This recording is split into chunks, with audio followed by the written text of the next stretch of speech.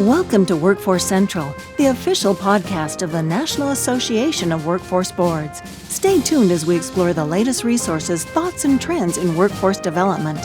And now, here's your host, Ron Painter. Welcome to Workforce Central, the official podcast of the National Association of Workforce Boards. From Washington, D.C., I'm Ron Painter, your host.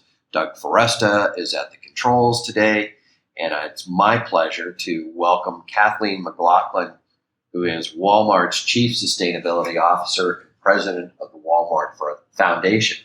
Kathleen, thanks for joining me. Oh, well, thanks, Ron. It's my pleasure to be with you here today.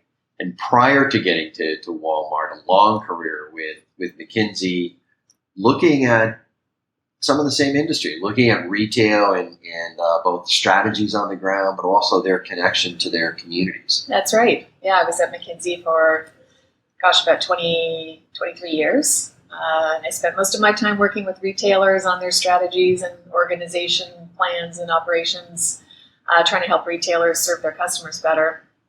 And then I also spent a fair bit of time leading McKinsey's social innovation practice, which is really about the role of the private sector working with public sector and civil society to drive social change. I want to come back to that question, but you have some things going on with the Walmart Foundation right now that we want to talk about. Tell me about what you've got going on. Yeah, we do. It was about a year ago in D.C., in February, actually, a year ago, where we announced jointly with Walmart an initiative, the Retail Opportunity Initiative, that has two big parts. So one is the company and what Walmart is doing to transform the associate experience and help them accelerate to higher positions of authority and pay. And there's a lot we've done over the last year, about wages and upskilling and scheduling practices, and we'll talk about some of that today.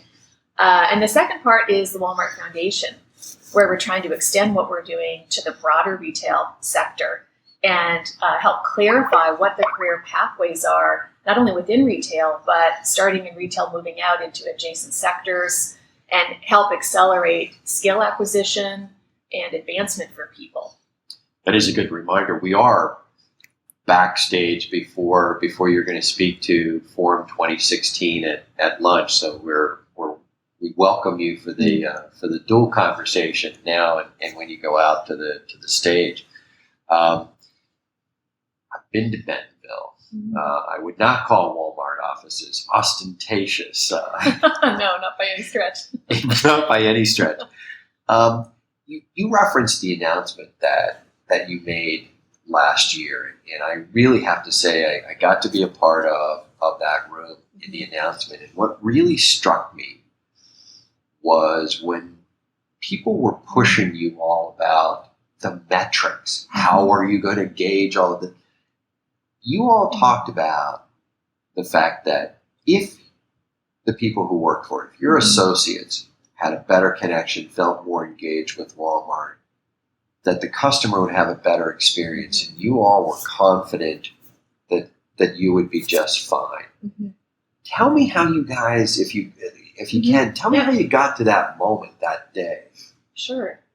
Well,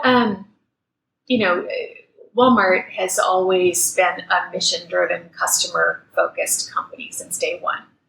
When Sam Walton founded Walmart 50 years ago now, the idea was to bring affordable products to people all over the country, and that's what we do. And now we've expanded to 28 countries and 10,000 stores and hundreds of millions of customers. But it's the same simple idea. And to do that effectively, associates have always been the bedrock of, it's been our secret sauce. Sam like to say our people make the difference. That's always been true. And the world has changed around us. It's a different landscape now with omni-channel. We've got a very robust online business, and we're integrating digital and physical in our own customer service proposition. And the jobs landscape in America has evolved to the point where 1 in 4 jobs, according to the National Retail Federation, are in retail. So it is a massive sector. For us to be able to serve our customers best today, we need associates that are more engaged than ever. And so for us, it was a pretty simple equation to say, let's take a look at what is the experience we're offering our associates? how can we help them develop and grow and be more engaged and thrive within our own business? And, at some point, if they leave our business, they leave the better for it. They learned while they earned with us.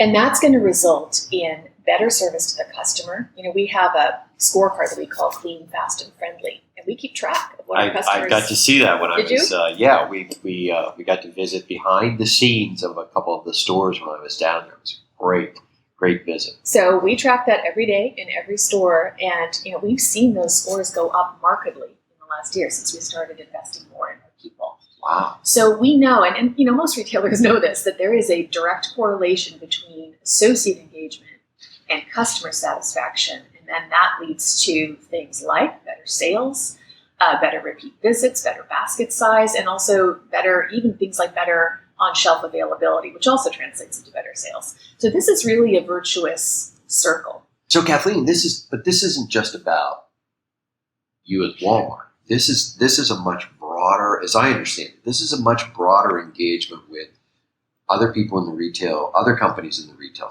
space. Yeah, that's right. At Walmart, we are always in the midst of transforming our business to make it better and better.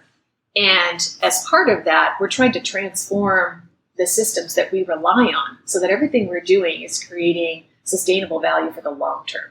And that's true whether you're talking about the sustainability of our products and the supply chains that create them. As you may know, we do a lot of work around, everything from emissions reduction and supply chain to moving to zero waste in our operations and in supply chains to food security to deforestation and preventing that. Yeah, I don't know that people understand the extent to which Walmart is involved in those sustainability issues. Yeah, and if we had a lot more time, I'd tell you a lot more about those. And so, it's the same when it comes to economic opportunity. We have a couple of assets that position us to make a real difference, not only for our own people, but for the broader, employment systems and really the economy more broadly. So it's our jobs and our purchase orders. So, for us to invest in our own associates is one thing. But if we want to really create a system of talent in this country that will benefit us and other businesses as well as communities, then we need to go broader than our own associate base. So what we are aspiring to do is change the workforce development landscape in the retail sector more broadly. So the company is focused on our own associates and improving wages, upskilling, scheduling practices, etc. While through the foundation, and also Walmart, we're trying to invest together, working with other employers, education providers, government agencies, technology companies, to change career pathways in retail and into adjacent sectors, to improve pre-employment training, to improve career advancement, so that we have a broader system, a broader talent pool of people who can come into retail and get a good start, but then earn while they learn and move up to better positions over time. That's going to help our company. It's going to help other retailers. It will serve customers better, and it will certainly improve the lives of millions of job seekers and incumbent workers. Tell me a little bit more about the role of the foundation, some of the work that you all have underway. Beyond retail opportunity or within this program? Within this program. So this program is $100 million over 5 years in grants. So it's the philanthropic investment. And we're focused on a few different strategies within it. And again, all with the aim of improving career pathways and accelerating advancement for frontline workers. So one is, first of all, just clarifying what are the career pathways in retail and adjacent sectors, and creating a shared vision among employers about what those pathways are. So what does it mean to have a starting job at a Walmart or a Hilton Hotels or a Starbucks? What does it mean to be a department manager, a store manager, and so on? And being very clear about what are the skills that are required to move up that ladder and which skills are held in common, because most of them are quite common across the sector. And Walmart is a company, I think I saw the statistic, if I'm not mistaken, mm-hmm. It's well over half of your senior management, including your CEO, mm-hmm. who came into Walmart as an hourly employee. Right, yes. So 75% of our store managers, for example, started as hourly employees. And our store managers are running significant businesses. They are. So, they're earning up to $170,000 a year. That's a good job. And 75% of them started as hourlies. Wow. Cashiers or cart pushers, right, and work their way up.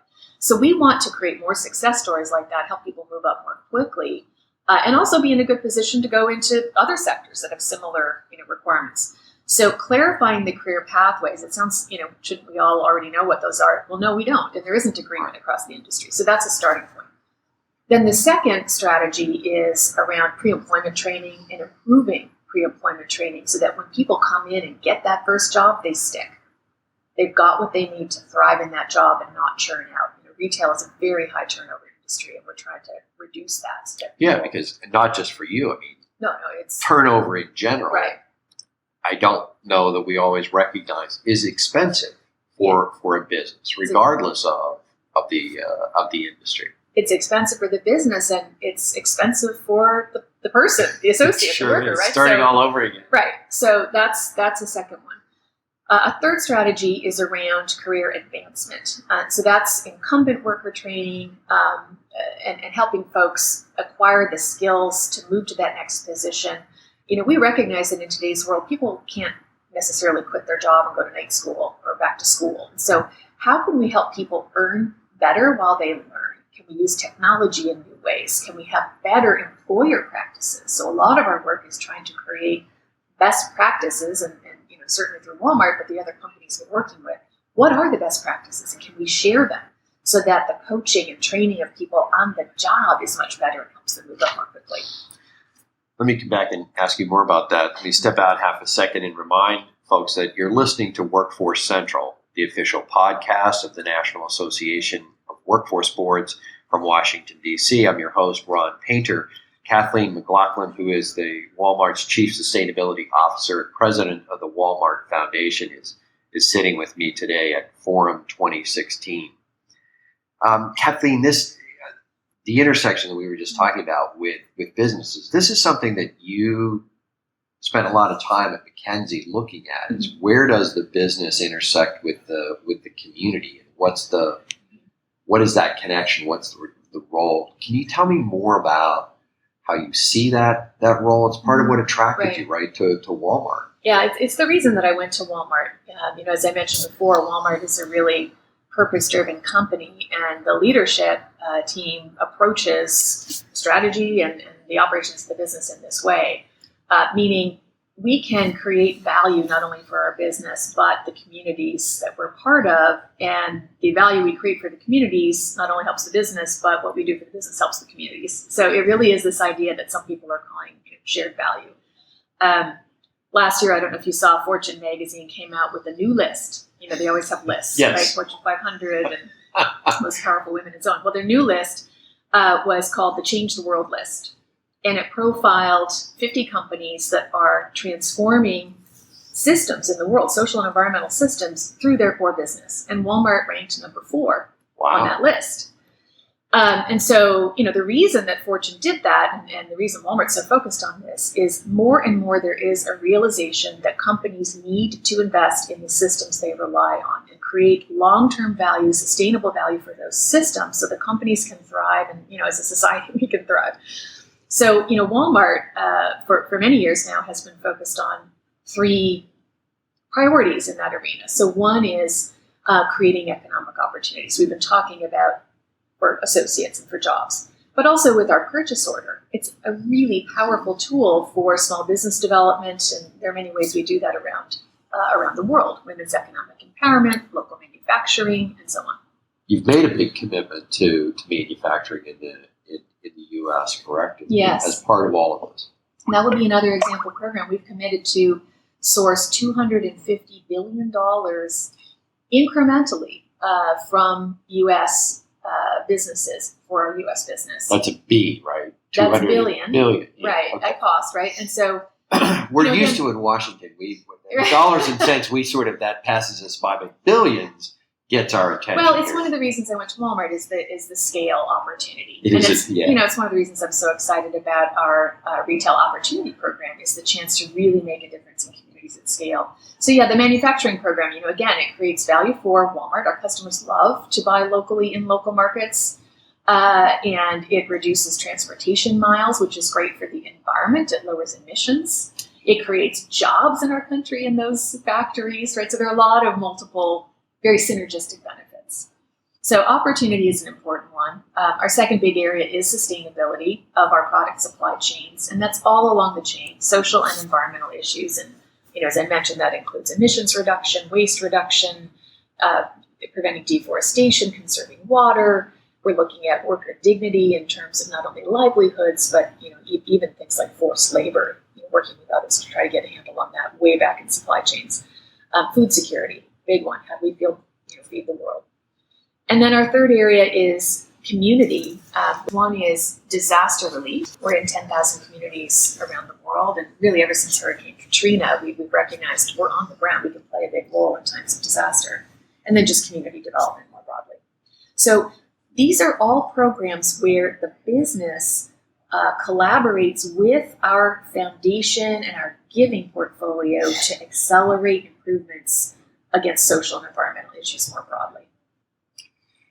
So Kathleen, I want to thank you for taking time out and sitting down with us before you talk to a few of our friends who are out there in the audience today. Closing thoughts on what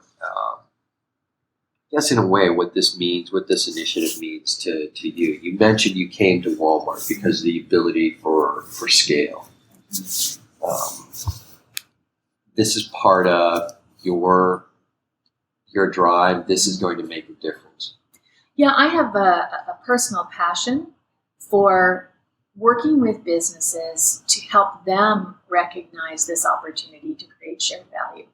And I think in all of us, we all have in our family histories. I think, anybody growing up in America, we've got stories of family members, and maybe not too distant. Maybe it's our parents or our brothers or sisters who have benefited greatly from enhanced opportunity. I think about my grandfather who worked in a coal mine and sold vegetables to make extra money right on the side. And we all have these stories. And so for me personally, this whole arena of opportunity and helping people get a chance to get that first job, to get the skills they need to move up in life. People who might not have had the opportunities I had growing up, for a great education. I didn't have to worry about these things. Creating those opportunities for people, that really drives me personally. And I think, this opportunity to collaborate with others like workforce boards who are so embedded in communities across the country, who really understand the local landscape and can help connect employers to education providers, to incumbent workers and job seekers. To be part of that is very meaningful to me personally. Well, on behalf of the boards, we appreciate your confidence in the local boards and the work that we do. Kathleen McLaughlin, Walmart's Chief Sustainability Officer, President of the Walmart Foundation. Again, thanks for sitting down with us. It's been my pleasure. Thank you, Ron. You've been listening to Workforce Central, the official podcast of the National Association of Workforce Boards from Washington, D.C. I'm Ron Painter. Thank you, and we'll see you again.